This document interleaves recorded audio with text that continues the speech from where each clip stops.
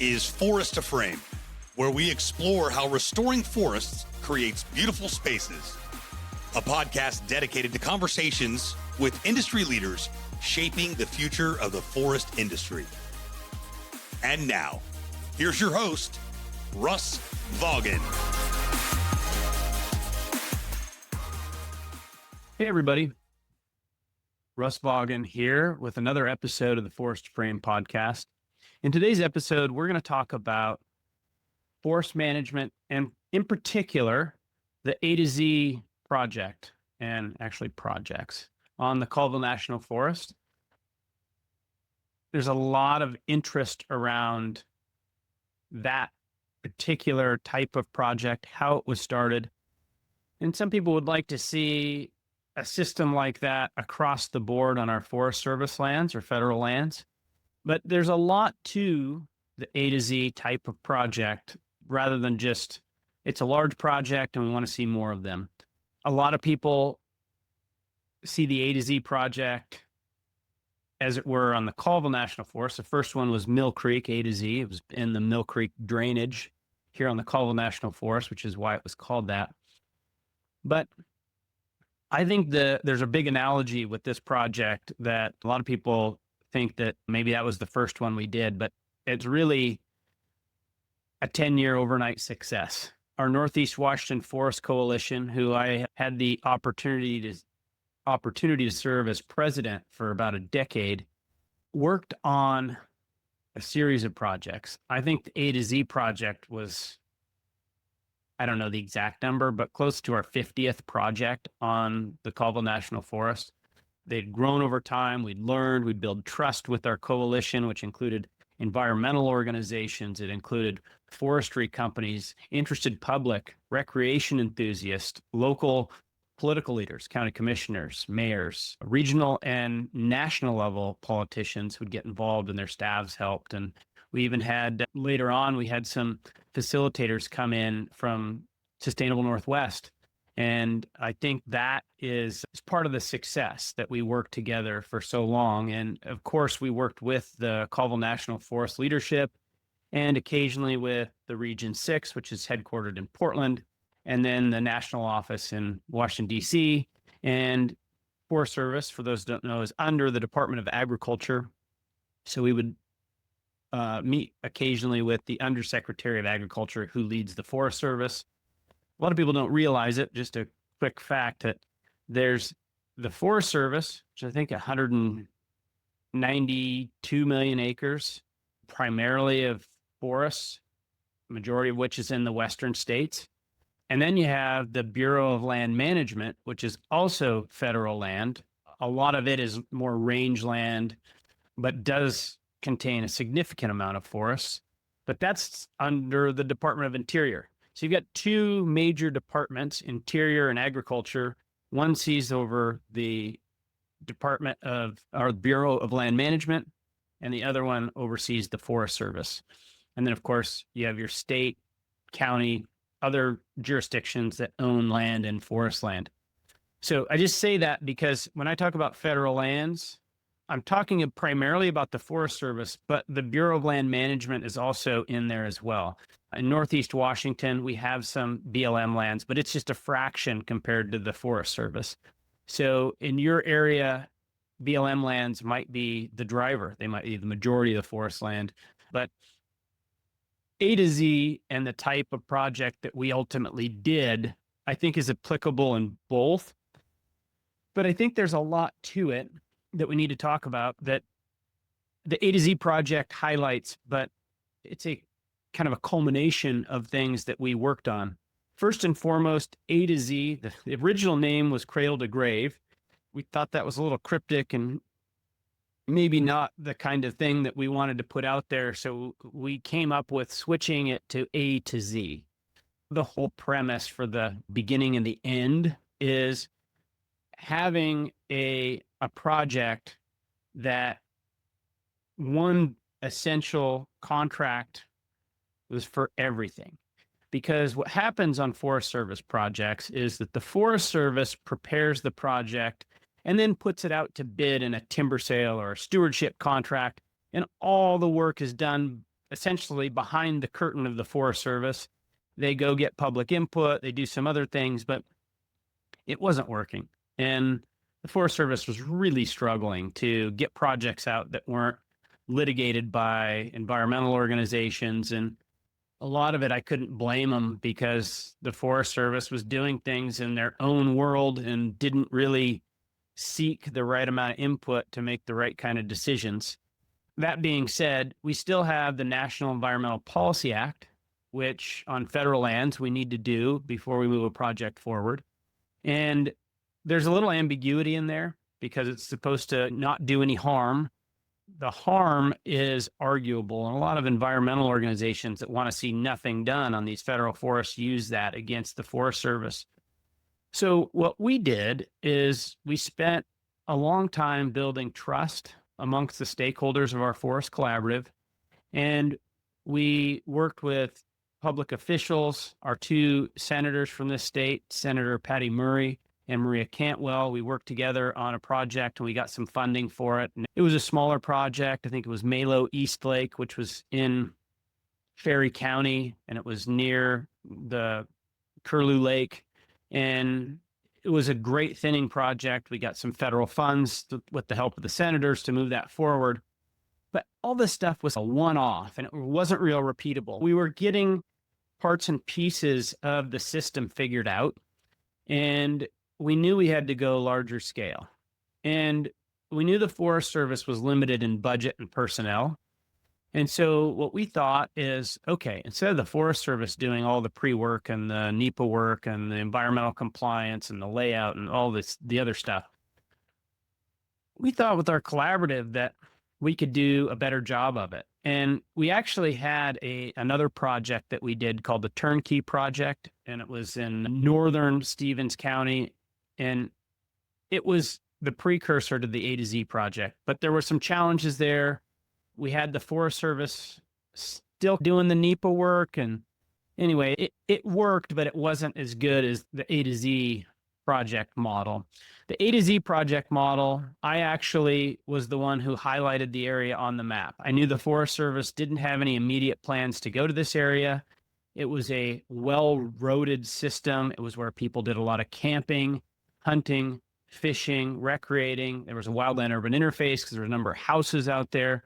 And it was just, it's been managed in the past. There wasn't a real contentious issue when it came to environmental concerns. So we went out there and like I said, I drew the area on a map with a highlighter and I went over it, and it was ultimately what was decided to move forward. It was about 54,000 acres. And it was, if you've ever dealt with Forest Service projects, typically the Forest Service projects have a large sale area or a project area and then small activity areas. This was different because we were going to do one large area and do as much treatment as possible. I would say the Forest Service was probably typically 10 to maybe high as 20% of the land mass in a project area would actually get some treatment. This turned out to be 50% active management. So there was over 25,000 acres of actual forest thinning done. And there's never a situation where all the area is forested and needs the treatment. There are swamps and rock outcroppings and other things that don't get actively managed. But we knew we needed more per project done.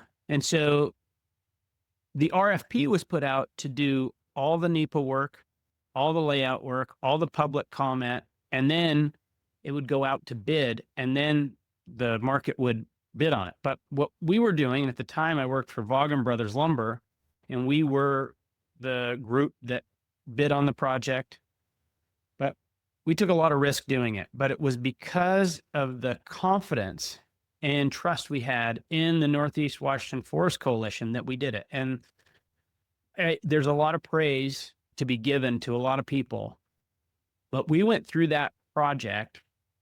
We put it out there for bid. Vaughan Brothers was awarded the project. We worked hard on it, and we were able to get a third-party contractor. There's a process. I won't get into the details, but we had somebody come in that had done NEPA work in the past, and it was an arm's length. So we weren't directing them what to do. They were out there doing it. They went and found the areas that needed the most treatment. They talked with the adjacent landowners, the stakeholders, had public meetings, got buy-in, and created a project that tried to encompass all the concerns that people had out there. And they did an excellent job. And the group was called Kramer Fish Sciences, and they've done really good work on that.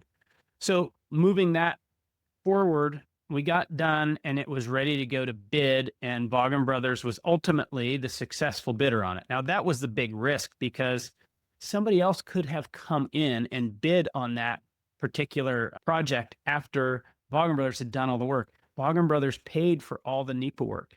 And I don't know the final tally, but it was like a couple $1 million in work that Kramer Fish Sciences had done. And there were other indirect costs. It's a big deal. The Forest Service used to have to pay for that, and they used to have to staff it. They didn't have enough money and they didn't have enough people, so they couldn't get work done. So this was the log jam that we were trying to uncork. And it essentially worked. There was a lawsuit, however, because we didn't change the dispute resolution clause. So once it was out there, it was still subject to litigation. And thankfully, all the members of the coalition stuck together. And when it went to the Ninth Circuit, I had the opportunity to go in there and watch the proceedings in front of the three judges. And it was amazing because we had one side of the courtroom that was filled with all types, from very conservative Eastern Washington County commissioners to the heads of several conservation groups based in Seattle that had participated in the process and were supporting of it. And then we had one group out of Montana that was really, they just didn't want to see anything happen. They were invited to the process. They declined. They declined so they could come in and file a lawsuit. But their argument, the judges saw right through it. Essentially, they said, look at all these people here from all these backgrounds that have worked all this time on this project. And then you're not paying attention to the details, and you're bringing up these kind of out of left field arguments about environmental concerns and animals that might be harmed. And they sided with the project and with the Forest Service to go forward, which was a monumental watershed moment for forest management community collaboratives.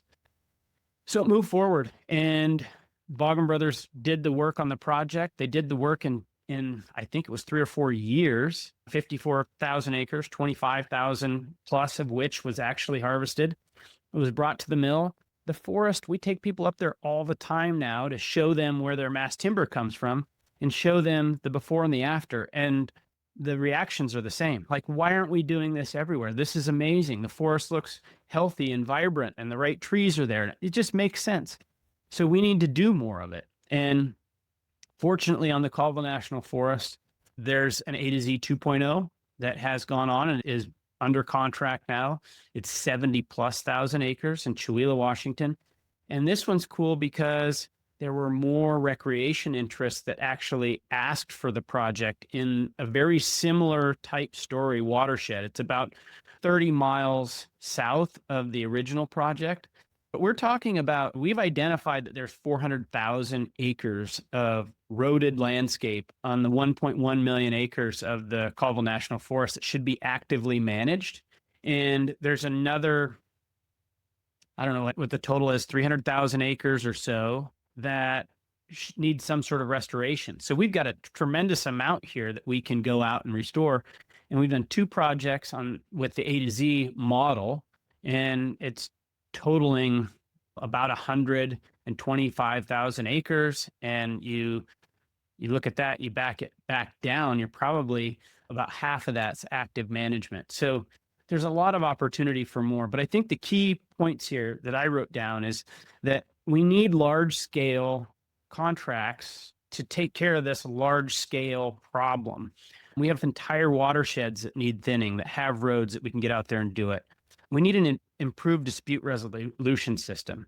It shouldn't be allowed to just not participate and file a lawsuit. You should be able to have your concerns heard. And then if the decision to move forward doesn't meet those concerns, there should be a dispute resolution process that's equitable and fast. So I suggest that there should be a 60-day mediation period. And then if that's not resolved, then you have another 30 days and it's binding arbitration by some sort of judge. And I think that would allow us to move things forward. But there shouldn't be an alternative that is we do nothing. We should remove any contentious areas and continue forward with the forest restoration work. It's just too important. It's important for the environment. It's important for the communities. It's important for all of us and the air we breathe that we have healthy forests. And I think that we need community support. We need people in the community to be part of these collaboratives, or at least engaged, and all stakeholders, recreation, sportsmen, conservationists, business interests, and others. There's a tremendous need for this. And I think that the more groups and individuals we have that are in favor of it, the better. And lastly, I'd just say we need more common ground. We need to focus on interests rather than positions, and abundance rather than scarcity. We should not be focused on extracting. We should be focused on creating healthy forests, especially on our public lands, and getting the byproduct of that out. So we actually get an improved forest and we have an industry that's built upon it. And I think it's an amazing story that very few people understand. And now with the advent of mass timber, we can build these beautiful buildings from single family residential structures all the way up to mid-rise structures. Right now, the code accepts 18 stories in the United States. And I think that the future will be hybrid buildings with steel and mass timber and concrete so that we can reduce the weight, because wood has a very great strength to weight ratio, and it's beautiful. We're on the right path, but we need to focus on this federal forest management issue. And I'm really excited about where we're headed with it. And I think it's going to drive the future in a very positive direction. So that's the Forest Frame podcast for today about the A to Z project. It's a long podcast, but it's a big subject. And I think we need to figure out, how do we do our projects on federal land in this manner, learning from the A to Z projects in Northeast Washington to apply them across the country on our fire-dependent landscapes in particular, but all of our western forests, we need to focus on it. And if we agree as a community that these forests should be managed and we can cross those items off that are contentious, we need to move forward and accelerate and create healthy forests and great products. So that's it for today. Thanks for watching the Forest Frame podcast. Thanks so much for tuning into this episode. We sure do appreciate it. If you haven't done so already, make sure you're subscribed to the show wherever you consume podcasts. This way you'll get updates as new episodes become available. And if you feel so inclined, please leave us a review and tell a friend about the show. Until next time,